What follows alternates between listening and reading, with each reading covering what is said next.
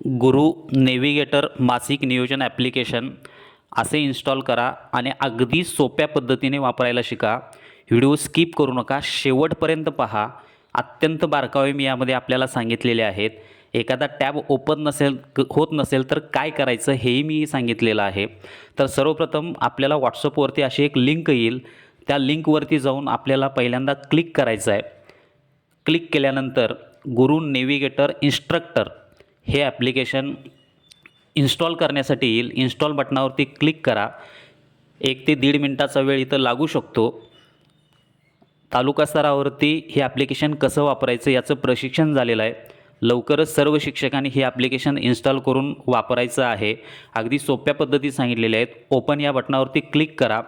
आता इथं पहा, इथं कुणीही ईमेल टाकायचा नाही. मी परत सांगतोय की या ठिकाणी कुणीही ईमेल ॲड्रेस टाकू नका.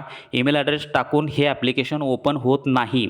ईमेल टाकल्यामुळं काय होतं हे दाखवण्यासाठी मी तुम्हाला इथं ईमेल टाकून दाखवतोय. ईमेल टाकून हे ॲप्लिकेशन ओपन होत नाही, तुमचा ईमेल चुकीचा आहे असं ते म्हणतं. या ॲप्लिकेशनमधून बाहेर पडा आणि तुम्हाला जी लिंक पाठवलेली होती त्या लिंकवरती जाऊन परत क्लिक करा. लिंकवरती क्लिक केल्यानंतर हा इंटरफेस इथं ओपन होईल. इथं व्हेरीफाय युअर नंबर असं म्हटलेलं आहे. तुमचा 10 आकडी मोबाईल नंबर इथं तुम्ही टाईप करा. टाईप केल्यानंतर खाली तुम्हाला रिक्वेस्ट OTP असं म्हटलेलं आहे. त्या रिक्वेस्ट OTPवरती जाऊन क्लिक केल्यानंतर 60 सेकंदाच्या आत तुमच्या मोबाईलवरती एक 4 अंकी OTP येईल. तुम्हाला इथं प्रथमतः तुमचा मोबाईल नंबर टाईप करायचा आहे. बरोबर बघा, OTP आलेला आहे 6179. 6179 हा OTP मी इथं टाईप करतो आणि व्हेरीफाय असं म्हणतो. व्हेरीफाय म्हटल्यानंतर ते आपल्याला पुढच्या टॅबवरती घेऊन जाईल. थोडीशी प्रोसेस व्हायला वेळ लागेल. इथं पहा, फर्स्ट नेम आणि लास्ट नेम. इथं तुमचं नाव आणि आडनाव तुम्हाला मॅन्युअली कीपॅडवरती टाईप करायचं आहे. शाळेचं नाव, त्याची यादी आहे, त्या यादीतून तुम्हाला सिलेक्ट करायचं आहे. मी इथं माझं नाव आणि आडनाव कीपॅडवरून टाईप करतो आहे. शाळेचं नाव यासाठी तुम्हाला इथं ॲरो दिलेला आहे, त्यावरती क्लिक करा. अशी शाळेची यादी येईल. इथेही एक गोष्ट आवर्जून सांगतो की शाळेचं नाव ZP स्कूल असं न शोधता गावाचं नाव टाका. जसं की मी माझ्या शाळेच्या गावाचं नाव बागणी असं आहे. मी बागणी टाईप केल्यानंतर इथं 2 शाळा मला दिसल्या. त्यातली पहिली शाळा ZP स्कूल नंबर 1 बागणी मी इथं सिलेक्ट करतो. ते ॲटोमॅटिक समोर तुम्हाला शाळा दिसून जाईल. त्यानंतर निळ्या रंगामध्ये साइनअप आहे, त्या साइनअपवरती क्लिक करा. क्लिक केल्यानंतर ते तुम्हाला पुढच्या टॅबवरती घेऊन जाईल. थोडा वेळ वेट करा. हे पहा, प्रोसेस होते आहे. यानंतर असा इंटरफेस ओपन होईल. लेसन प्लॅन आणि क्लस्टर प्लॅन. आता इथं कोणतेही नियोजन उपलब्ध नाही. उजव्या कोपऱ्यात निळ्या रंगामध्ये अधिक चिन्ह आहे, त्या अधिक चिन्हावरती क्लिक करा. इथं 2 टॅब ओपन होतील, वर्गाचं नियोजन तयार करण्यासाठी आणि केंद्राचं. आपल्याला वर्गाचं नियोजन करायचं आहे, त्यामुळे त्या टॅबवरती क्लिक करा. इथं आपल्याला ह्या 3 प्रकारच्या माहिती भरायच्या आहेत. मासिक नियोजनाचे नाव असं म्हटलं आहे. तिथं तुम्ही तुमची इयत्ता, ज्या वर्गाला शिकवता ती इयत्ता टाका. मी इयत्ता 4थी निवडलेली आहे. नियोजनाबद्दल थोडक्यात माहिती. इथं तुम्हाला विषय टाकायचे आहेत. लक्षात घ्या, इयत्ता 1ली आणि 2री यांनी फक्त मराठी आणि गणित असं इथं लिहायचं आहे. आणि 3री ते 5वी यांनी मराठी, गणित व परिसर अभ्यास असे 3 विषय इथं निवडायचे आहेत. 1ली 2रीसाठी परिसर अभ्यास नाही. महिना वर्ष खाली स्क्रोल करून निवडा.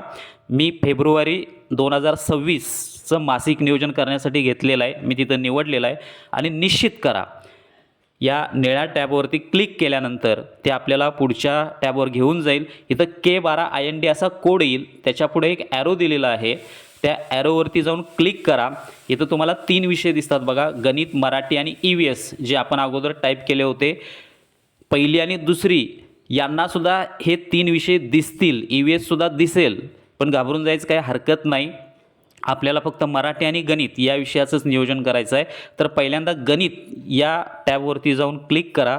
इथं महाराष्ट्र अभ्यासक्रम लिहिलेला आहे, पुढं ॲरो दिसतो, त्या ॲरोवरती जाऊन परत क्लिक करा. इथं 1ली ते 5वीपर्यंतच्या इयत्ता येतील. मी माझी इयत्ता 4थी निवडलेली आहे. मी 4थीच्या ॲरोसमोर जाऊन क्लिक करतो. पाहू शकता इथं हे अशा पद्धतीचे सर्व घटक गणित विषयाचे आलेले आहेत. फेब्रुवारी महिन्यातील 2026मध्ये जेवढे घटक आहेत ते निवडायचे आणि त्याच्या आद्य निष्पत्ती निवडायचे आहेत. परिमिती व क्षेत्रफळ हा घटक मी निवडलेला आहे. त्याच्या 2 आद्य निष्पत्ती आहेत. त्याच्यासमोरचं वर्तुळ तुम्हाला टिक करायचं आहे. लक्षात घ्या, एकही वर्तुळ टिक न करता पुढं जायचं नाही, अर्थात अन्यथा टॅब ओपन होत नाही. गणित विषयाचा मी फक्त एकच घटक निवडलेला आहे. तुम्ही 2 किंवा 3 निवडू शकता. त्यानंतर मराठी या विषयासमोरील बाण आपल्याला दाखवलेला आहे, त्याच्यावरती जाऊन टिक करा. महाराष्ट्र अभ्यासक्रम असेल, पुढचा बाण ॲरो जो आहे तो टिक करा. परत इथं तुम्हाला सगळ्या इयत्ता दाखवतील. मी इयत्ता 4थी निवडलेली आहे. 4थीवरती जाऊन मी टिक करतोय. हे 4थीचे सर्व घटक इथे येतील. फेब्रुवारी महिन्यामध्ये 4थीचे जेवढे घटक आहेत ते आपल्याला निवडायचे आहेत. मी इथं थोर हुतात्मे हा घटक निवडलेला आहे आणि त्याच्यासमोर जवळपास 6 ते 7 या आद्य निष्पत्ती मला दिसतात. त्या सगळ्या मी टिक करून घेतोय. एकही आद्य निष्पत्ती टिक करायची सोडायची नाही. त्यानंतर संतवाणी हा घटक मी निवडला. त्याच्यात 3 आद्य निष्पत्ती आहेत. त्या 3ही मी टिक केलेल्या आहेत. आणि पुढील पानावरती आता EVS हा टॅब मी ओपन करतोय. परत महाराष्ट्र अभ्यासक्रम पुढचा ॲरो क्लिक करा. EVSला बघा इथं 3री 4थी आणि 5वी असं म्हटलेलं आहे.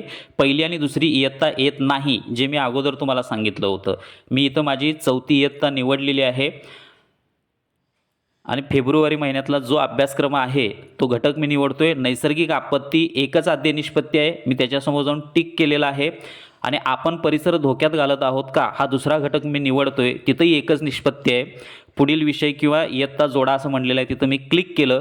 आता मी सर्व आद्य निष्पत्ती जोडून घेतलेल्या आहेत. इथं तुम्हाला दिसेल लाल रंगामध्ये तुम्हाला डिलीटचं बटन येतं, म्हणजे तुम्हाला बदलायचं असेल तरीसुद्धा तुम्ही बदलू शकता. उजव्या कोपऱ्यामध्ये सर्वात खाली आपल्याला ॲरो दाखवलेला आहे तो पुढे नावाचा, त्याच्यावरती जाऊन आपल्याला क्लिक करायचं आहे. क्लिक केल्यानंतर प्रोसेस होईल. प्रोसेस झाल्यानंतर ते आपल्याला पुढच्या टॅबवरती घेऊन जाईल. लक्षात घ्या, एखादा गोल जर आपल्याला टिक करायचा राहिला असेल तर तो पुढे नावाचा टॅब ओपन होत नाही. त्यामुळे इथं लक्षात घ्या. आता आपण पुढच्या टॅबवरती आलेलो आहोत. इथंही आपल्याला काही वर्तुळं दिसतात. ती वर्तुळं सर्व आपल्याला रंगवून घ्यायची आहेत.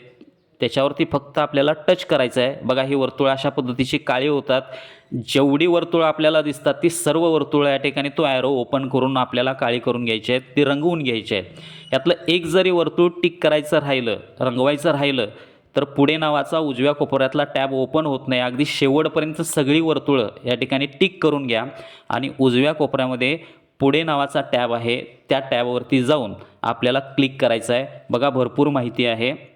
मी सगळी वर्तुळे या ठिकाणी रंगवलेली आहेत. पुढे नावाच्या टॅबवरती क्लिक केल्यानंतर इथं मला नवीन इंटरफेस ओपन झाला. WG, SG आणि IPT त्याच्यावरती जर तुम्ही क्लिक केला तर त्याचा लॉंग फॉर्म आपल्याला दिसतो. बघा, इथं WG whole group, SG small group आणि IPG इंडिव्हिज्युअल प्रॅक्टिस टाईम त्याच्याही खाली 3-3 वर्तुळ आहेत. ही सगळी वर्तुळं आपल्याला या ठिकाणी रंगवून घ्यायची आहेत, टिक करायचे आहेत. भरपूर माहिती आहे शेवटपर्यंत. एकही वर्तुळ रंगवायचं शिल्लक राहणार नाही याची इथं तुम्ही काळजी घ्यायची आहे. अन्यथा उजव्या कोपऱ्यातला पुढे नावाचा टॅब ओपन होत नाही. त्यामुळं ही भरपूर माहिती आहे. पहा, बघा, मी व्हिडिओ थोडासा स्पीड वाढवलेला आहे. सगळी वर्तुळं मी या ठिकाणी रंगवून घेतोय आणि उजव्या कोपऱ्यातला पुढे नावाचा टॅब मी त्यानंतर क्लिक करतोय. क्लिक केल्यानंतर असा इंटरफेस ओपन होईल. इथं शिकवण्याची साधनं आपल्याला या ठिकाणी आता निवडायची आहेत. इथंही ॲरोवरती क्लिक करून सगळी साधनं आपल्याला टिक करून घ्यायची आहेत. इथंही आपल्याला एकही वर्तुळ न टिक करता पुढं जायचं नाही. शेवटपर्यंत आपल्याला सगळी साधनं ओपन करायची आहेत. काही ठिकाणी उपक्रम तुम्हाला 0 दिसतील, तीही ओपन करून बघायचे आहेत. वर्तुळ असेल तर टिक करायचं आहे, नसेल तर पुढं जायचं आहे. इथंही एकही वर्तुळ टिक न करता पुढे जायचं नाही, अन्यथा उजव्या कोपऱ्यातला पुढे नावाचा टॅब ओपन होत नाही. अशा पद्धतीनं मी ही सगळी वर्तुळं पहा टिक करून घेतोय. तुम्ही स्क्रोल करून शेवटपर्यंत टिक करून घ्या. आता मी पुढे गेलेलो आहे. हे जवळपास आपलं फायनल प्रोडक्ट तयार झालेलं आहे. तुम्ही चेक करू शकता की इतक्या आद्य निष्पत्ती आपण गणित, मराठी आणि EVSच्या निवडलेल्या होत्या. खाली तुम्ही चेक करू शकता.